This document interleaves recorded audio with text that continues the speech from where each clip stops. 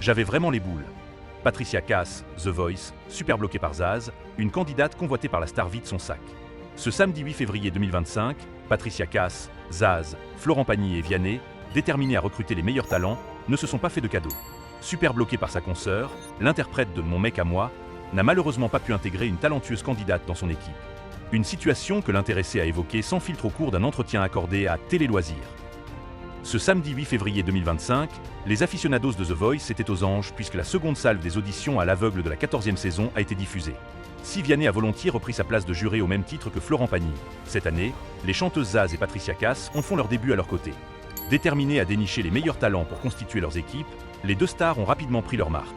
Lisa Steinway, une jeune candidate originaire de Toulouse a d'ailleurs attiré leur attention après s'être illustrée sur un piano-voix particulièrement rythmé.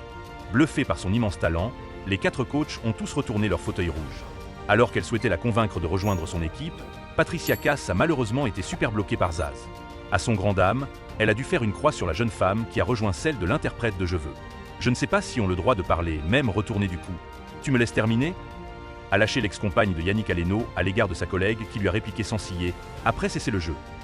Au cours d'un entretien accordé à Télé Loisirs, Lisa Steinway s'est livrée en toute franchise sur ce rebondissement qui a eu le mérite de la marquer. Lisa Steinway se confie comme rarement sur le coup, j'avais vraiment les boules. Elle rit. Patricia était mon deuxième choix après Florent Pagny.